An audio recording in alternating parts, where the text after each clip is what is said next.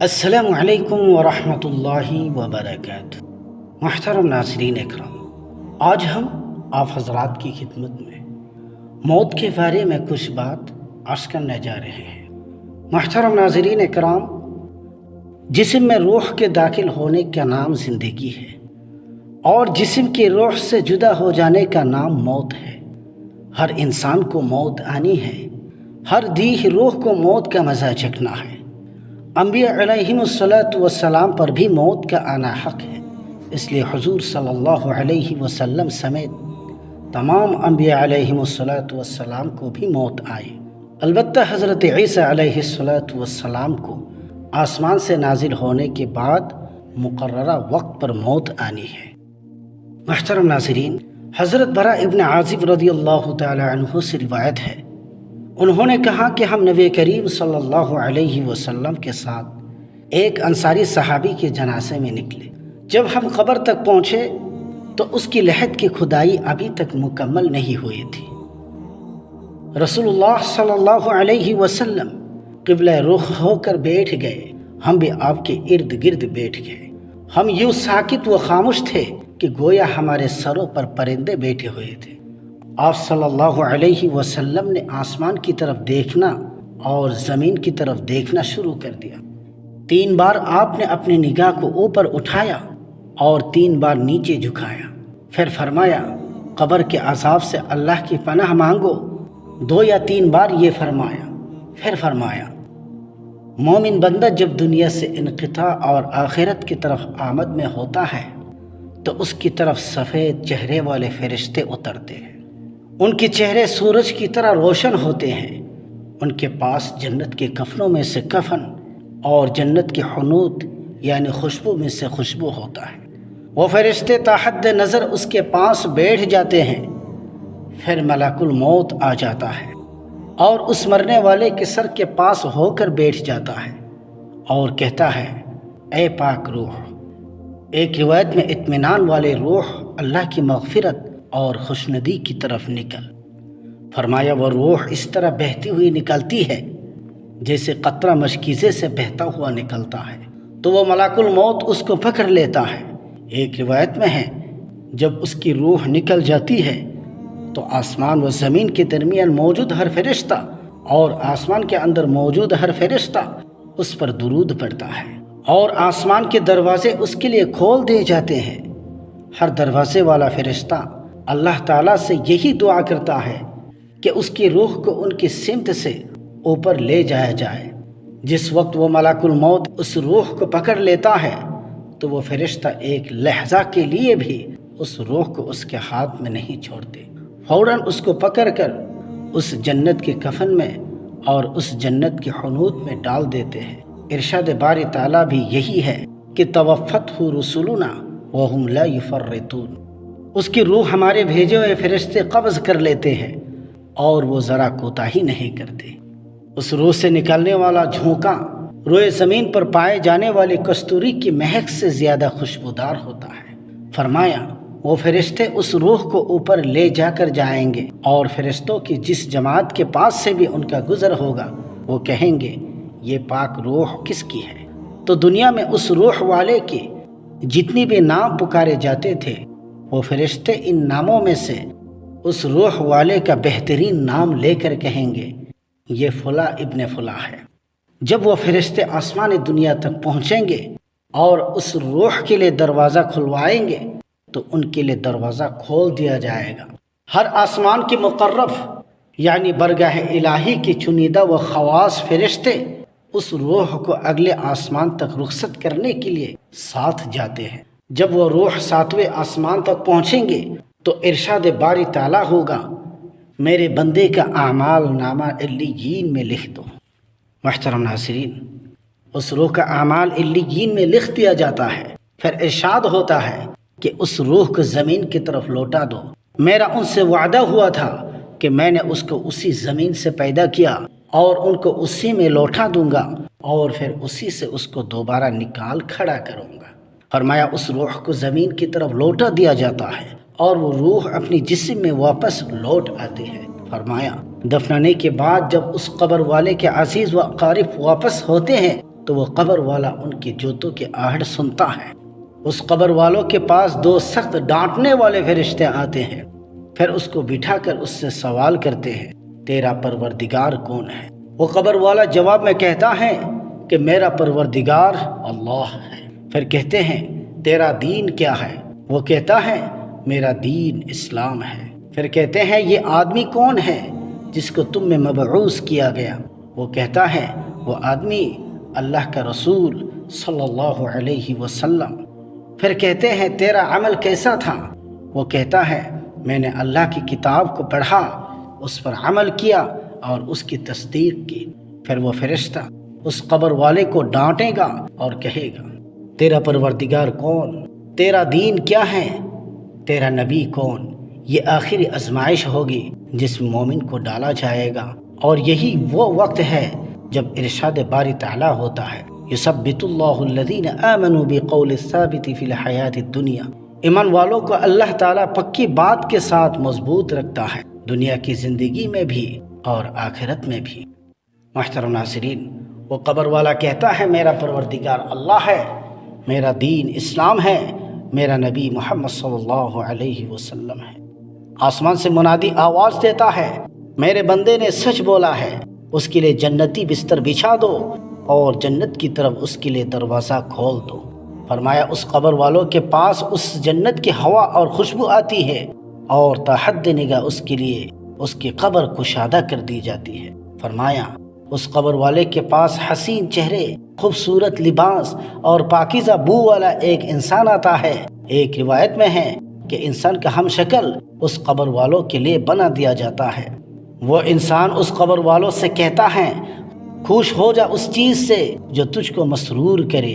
اللہ تعالیٰ کی خوشنودی اور دائمی نعمتوں والی جنتوں کی بشارت قبول کر، یہی تیرے لیے وہ دن ہے جس کا تجھ سے وعدہ ہوا تھا۔ وہ قبر والا اس سے کہے گا، اللہ تعالیٰ تجھے بھلائی کی بشارت دے، تو کون ہے؟ تیرا چہرہ تو ایسا چہرہ ہے جو خیر ہی کو لاتا ہے۔ وہ کہتا ہے، میں تیرا نیک عمل ہوں، اللہ کی قسم میں تیرے متعلق کچھ نہیں جانتا سوائے اس کے کہ تو اللہ تعالیٰ کی اطاعت میں چستر اور اللہ تعالیٰ کی نافرمانی میں سستر تھا، سو اللہ تعالیٰ تجھے اچھا صلہ عطا فرمائے۔ پھر اس قبر والے کے لیے ایک دروازہ جنت سے اور ایک دروازہ جہنم سے کھولا جاتا ہے، اور اس سے کہا جاتا ہے کہ اگر تو اللہ کی نافرمانی کرتا تو تیرا ٹھکانہ یہ جہنم ہوتا۔ اللہ تعالیٰ نے تیرے لیے اس جہنم کو اس جنت سے بدل دیا۔ وہ قبر والا جو کچھ جنت میں ہے اس کو دیکھے گا تو کہے گا، اے پروردگار، جلدی سے قیامت قائم کر دے تاکہ میں اپنے اہل و عیال اور مال و متاع کی طرف لوٹ سکوں۔ اسے کہا جائے گا، ٹھہر جا۔ آپ صلی اللہ علیہ وسلم نے فرمایا، کافر بندہ، ایک روایت میں ہے فاسق بندہ، جب دنیا سے منقطع ہو رہا ہوتا ہے اور آخرت کی طرف جا رہا ہوتا ہے تو اس کی طرف سخت دل متشدد اور سیاہ چہرے والے فرشتے اترتے ہیں، جن کے پاس جہنمی ٹانٹ ہوتے ہیں، اور وہ تحد نظر اس کے پاس بیٹھ جاتے ہیں۔ پھر ملک الموت آتا ہے اور اس مرنے والے کے سر کے پاس ہو کر بیٹھ جاتا ہے۔ خبیث روح اللہ کی ناراضگی اور غضب کی طرف نکل پڑ۔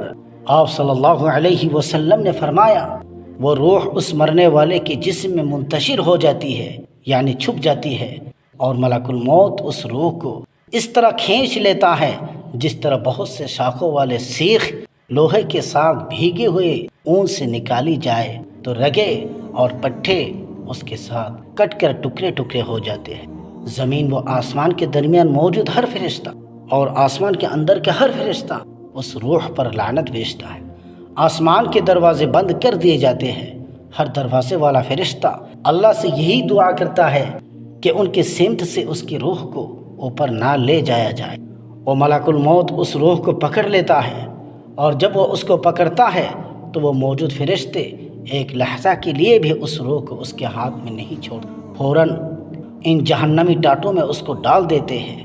اس روح سے اٹھنے والا تعفن روئے زمین پر پائے جانے والے مردار کے سرانڈ سے بھی زیادہ بدبودار ہوتا ہے۔ وہ فرشتے اس روح کو اوپر لے کر جاتے ہیں۔ ان کا گزر فرشتوں کی جماعت کے پاس سے بھی ہوتا ہے۔ وہ کہتے ہیں، یہ خبیث روح کس کی ہے؟ دنیا میں اس روح والے کی جتنی بھی نام پکارے جاتے تھے وہ فرشتے ان ناموں میں سے اس کا برا ترین نام لے کر کہیں گے فلاں ابن فلاں ہے۔ جب آسمان دنیا تک وہ روح پہنچے گی اور اس کے لیے دروازہ کھلوانا طلب کیا جائے گا تو اس کے لیے دروازہ نہیں کھولا جائے گا۔ پھر رسول اللہ صلی اللہ علیہ وسلم نے یہ آیات تلاوت فرمائی، لا تفتح لهم ابواب السماء ولا يدخلون الجنة حتى يلج الجمل في سم الخياط۔ ان کے لیے آسمان کے دروازے نہیں کھولے جائیں گے اور وہ لوگ جنت میں نہیں جائیں گے جب تک اونٹ سوئے کے ناکے کے اندر سے نہ چلا جائے۔ محترم ناظرین، ارشاد باری تعالیٰ ہوتا ہے اس کے اعمال نامہ کو سب سے نچلی زمین پر سجین کے اندر لکھ دو، پھر کہا جائے گا میرے بندے کو زمین کی طرف لوٹا دو، میرا ان سے وعدہ تھا کہ میں نے ان کو اسی زمین سے پیدا کیا، اسی میں اس کو لوٹا دوں گا، پھر اسی سے دوبارہ ان کو نکال کھڑا کروں گا۔ تو آسمان سے اس کی روح کو پھینک دیا جاتا ہے اور وہ اس کی جسم پر گرتی ہے۔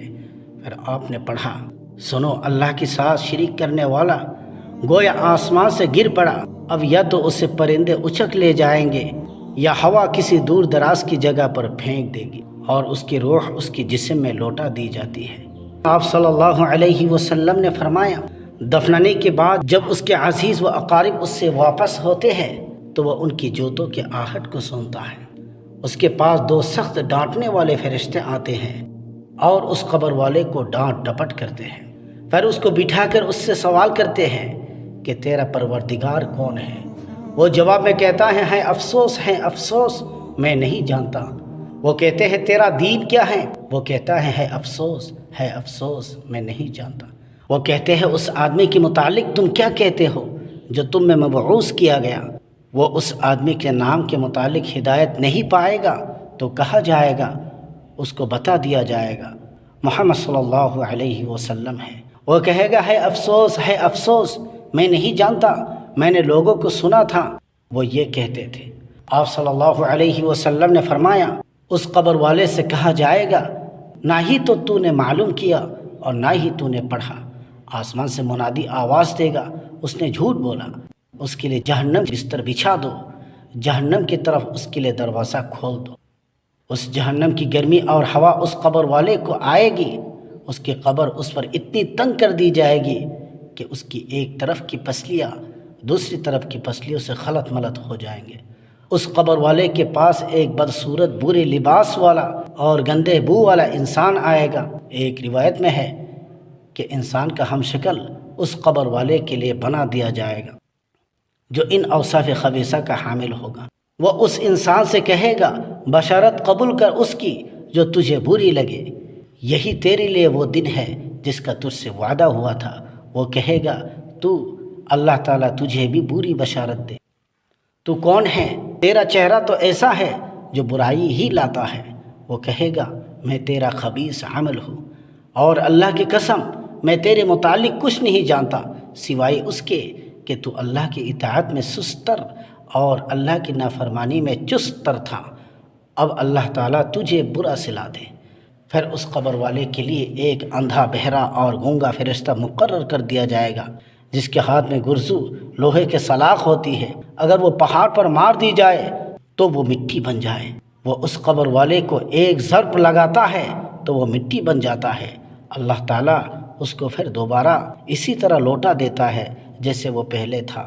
وہ اس کو دوسرے ضرب لگاتا ہے تو اتنی زور سے چیختا ہے جس کو جنات اور انسانوں کے علاوہ ہر چیز سنتی ہے۔ پھر اس کے لیے جہنم سے ایک دروازہ کھول دیا جاتا ہے اور جہنم میں سے ایک بستر بچھا دیا جاتا ہے۔ وہ قبر والا کہتا ہے اے پروردگار قیامت قائم نہ کر۔ اللہ پاک ہم سب کو قبر کے عذاب سے حفاظت فرمائے، آمین یا رب العالمین۔